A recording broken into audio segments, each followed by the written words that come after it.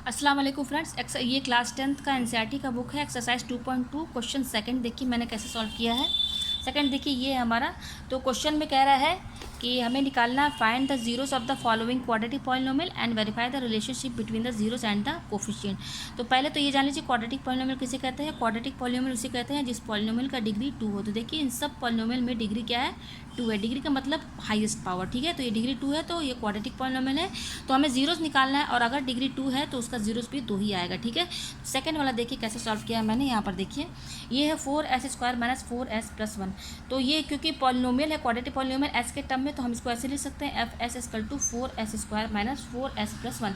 यहाँ s जो है इससे घबराने की जरूरत नहीं है। ये s क्या है, वेरिएबल है। वेरिएबल कुछ भी हो सकता है, x भी हो सकता है, y भी, z भी, u भी, v कुछ भी हो सकता है। तो इस क्वेश्चन में s लिया गया, ठीक है। तो जीरोस ऑफ द पॉलिनोमियल निकालने का क्या तरीका है, वो है f(s)=0, यानी कि इस पूरे पॉलिनोमियल जो टर्म है इसको 0 के बराबर कर देंगे तो यहाँ से हमारी जीरोस ऑफ द पॉलिनोमियल निकल जाएगी। तो f(s)=0 का मतलब 4s² माइनस 4s+1 ये 0 के बराबर हो गया। अब ये देखिए ये क्वेश्चन जो है ये अब आपको यहाँ पर इसको फैक्टराइज करना है। तो फैक्टराइजेशन तो आप लोगों ने 8th में पढ़ा होगा, 9th में पढ़ा होगा। तो देखिए मैं यहाँ से फिर से बता देती हूँ कैसे किया जाता है। फैक्टराइजेशन में आपको क्या करना है कि ये देखिए ये वाला टर्म 4 और ये वाला बीच वाला नहीं, ये पहला और तीसरा, इसमें जो वैल्यूज़ दिए हैं 4 और 1, तो 4 और 1 को इंटू करेंगे तो 4 1 जा 4 हो जाएगा। तो ये 4 आ गया। 4 किस टेबल में आता है, 2 2 जा 4, 2 2 जा 4, यानी कि ये 2 नंबर हमारे पास आए हैं। अब इन दोनों नंबर को ही आपको इस तरह से एडजस्ट करना है कि इस तरह से एडजस्ट कीजिए कि दोनों नंबर को प्लस करने या माइनस की कुछ भी कीजिए तो वो हमारा आना चाहिए -4 होना चाहिए। तो यहाँ 2 और 2 दिया हुआ है, अगर हम इन दोनों को ऐड करते हैं 2 + 2 = 2 तो ये 4 हो जाएगा। लेकिन हमें यहाँ साइन भी देखना, साइन यहाँ पर क्या है, माइनस है। तो हम इसको ऐसे लिख सकते हैं कि नहीं -4, ये देखिए -4 मैंने यहाँ लिख दिया। इसको इन दोनों नंबर को मैंने कैसे एडजस्ट किया साइन के साथ, -2 और -2, क्योंकि माइनस माइनस प्लस हो जाएगा तो 2 2 4 हो जाएगा। और साइन हमारी क्या लगेगी, क्योंकि दोनों में माइनस का साइन है तो ये -4 हो जाएगा। तो हम -4 को इस तरीके से लिख सकते हैं। इसी दोनों नंबर को आपको एडजस्ट करना है साइन के साथ। तो -4 की जगह हम क्या लिखेंगे, -2 और -2, ठीक है। तो देखिए यहाँ मैंने लिख दिया, लेकिन यहाँ s लगा हुआ है तो आप यहाँ पर s लगा देंगे, ठीक है। तो ये हमारा आ गया। अब इसके बाद आप क्या करेंगे, ये देखिए यहाँ पर आ गया। अब देखिए मैंने इसको क्या कर दिया है, यहाँ पर कॉमन निकालना है तो मैंने इसको क्या कर दिया, पूरा लिख दिया है इसको। 4 को 2 × 2 और s को 2 बार मैंने यहाँ पे लिख दिया है। ये इन दोनों के बीच में मल्टीप्लिकेशन का साइन है तो ये 2 × s हो जाएगा, -2 × s+1। तो देखिए अब इन दोनों में आगे के 2 टर्म लीजिए, इनमें कॉमन क्या रहा है, इन दोनों में देखिए 2 इसमें भी है, इसमें भी है, s इसमें भी है, s इसमें, यानी कि 2s बाहर आएगा। तो बचा क्या हमारा अंदर 2s-1। और यहाँ पर भी देखिए इन दोनों में क्या कॉमन, इन दोनों में 1 हमारा कॉमन है। तो माइनस ये माइनस, हम ये वाला माइनस यहाँ लगा दिया और 1। और फैक्टराइजेशन अगर आप सही कर रहे हैं तो जो टर्म यहाँ पर होगी वही टर्म यहाँ पर भी होगी। तो आप सिंपली ये वाला टर्म यहाँ लिख दीजिए, ठीक है। 2s-1 = 0। तो यहाँ से अब देखिए अब इस वाले टर्म में और इस वाले टर्म में क्या कॉमन आ रहा है, हमारा 2s-1, ठीक है। तो 2s-1 कॉमन आया तो अंदर बचेगा क्या हमारा, 2s-1 = 0, ठीक है। तो यहाँ पर अब देखिए क्योंकि 0 के बराबर है तो इसका मतलब ये वाली टर्म भी 0 होगी और ये वाली टर्म भी 0 के बराबर होगी। तो यहाँ से देखिए s की वैल्यू कैसे निकलेगी, 2s है, ये -1 इधर जाएगा तो +1 हो जाएगा, तो = किधर जाएगा तो 1 हो जाएगा। उसी तरह से ये भी सेम है तो यही आएगा। तो यहाँ से s की क्या वैल्यूज आएंगी, यहाँ से s की वैल्यू क्या आ जाएंगी, ये 2 यहाँ मल्टीप्लाई में है, हमें s की वैल्यू चाहिए तो ये 2 जहाँ = किधर जाएगा तो डिवाइड में हो जाएगा तो 1/2। सिमिलरली यहाँ पर भी s की वैल्यू हमें 1/2 मिल जाएगी। तो देखिए हमारे यहाँ पर 2 जीरोज आए हैं, ठीक है, क्योंकि डिग्री 2 है तो 2 जीरोज भी हमारे आए हैं।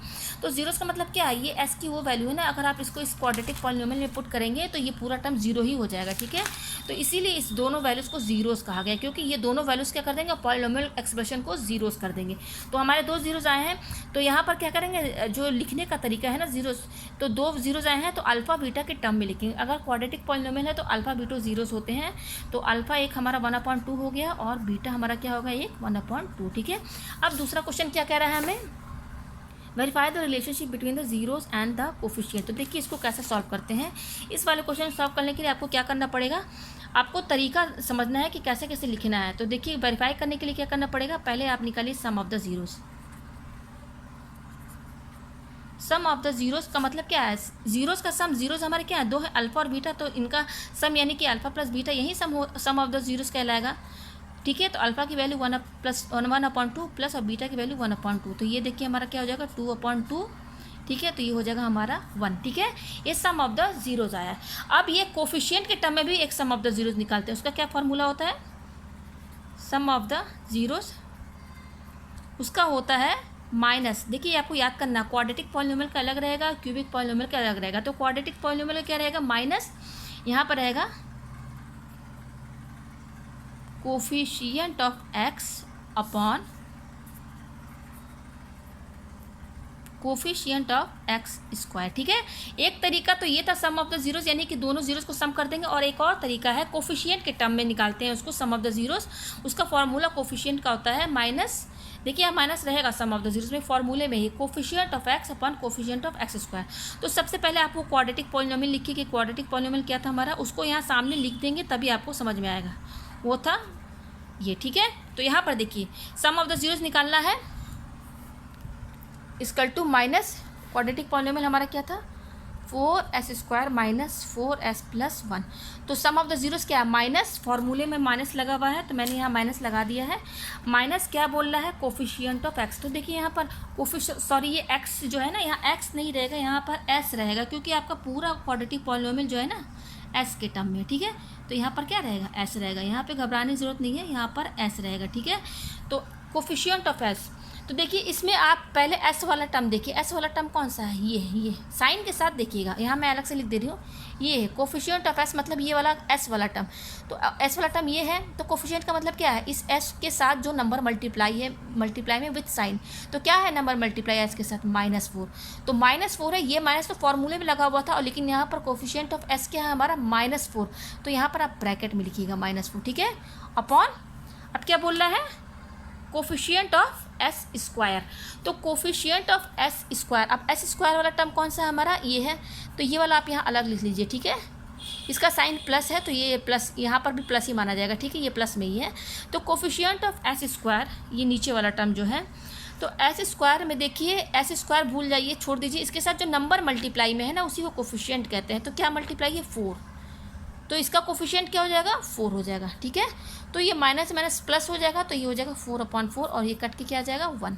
तो यहाँ पर देखिए ये वेरीफाई हो गया, क्योंकि देखिए हमने यहाँ पर सम ऑफ द जीरो जब अल्फा प्लस बीटा निकाला तो वो भी 1 आया, और सम ऑफ द जीरो जब हम कोफिशिएंट के टर्म में निकाले तो उसमें भी हमारा 1 आया, तो ये वेरीफाई हो गया। ठीक है, अब आता है प्रोडक्ट ऑफ द जीरोज।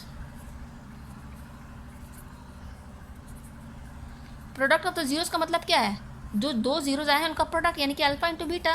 तो अल्फा क्या है, 1/2, और बीटा क्या है, वो भी 1/2, तो ये हो जाएगा 1/4। ठीक है, अब उसी तरह से प्रोडक्ट ऑफ द जीरोज का एक और फार्मूला है जो कि कोफिशिएंट के टर्म्स में होता है। प्रोडक्ट ऑफ द जीरोज वो होता है हमारा कांस्टेंट टर्म अपॉन, देखिए ये क्या कहते हैं, कोफिशिएंट ऑफ, यहाँ एक्स स्क्वायर मत लिखिएगा। अगर आपका पॉलिनोमियल एक्सप्रेशन जो है अगर x के टर्म में है तब यहाँ पर x लिखेंगे, लेकिन यहाँ पर जो आपका जो एक्सप्रेशन दिया हुआ है क्वाड्रेटिक पॉलिनोमियल जो दिया गया है वो किसके टर्म में, s के टर्म में। तो इस फॉर्मूले पे ध्यान दीजिएगा, यहाँ पर आप x मत लिखिएगा, s लिखिएगा, कोफिशिएंट ऑफ s स्क्वायर। तो इसका प्रोडक्ट ऑफ द जीरोस का क्या formula, constant term upon coefficient of s square. ठीक है, तो यहाँ पर ध्यान दीजिएगा कांस्टेंट टर्म, इस वाले पूरे पॉलिनोमियल एक्सप्रेशन में आपको कांस्टेंट टर्म क्या दिख रहा है, कांस्टेंट टर्म मतलब फिक्स्ड वैल्यू जिसके साथ कोई वेरिएबल ना अटैच हो। देखिए ये तो वेरिएबल है s, तो ये तो कांस्टेंट टर्म नहीं है, ये हमारा जो फिक्स्ड वैल्यू है ये हमारा कांस्टेंट टर्म है, तो ये हो गया 1। फिर ये अपॉन में है तो यहाँ अपॉन लिख दीजिए।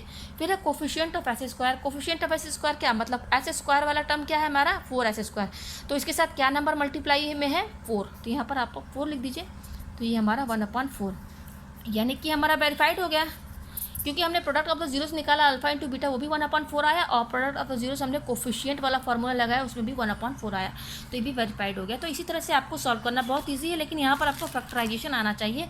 तो मुझे उम्मीद है कि आपको ये क्वेश्चन समझ में आ गया होगा। Thank you.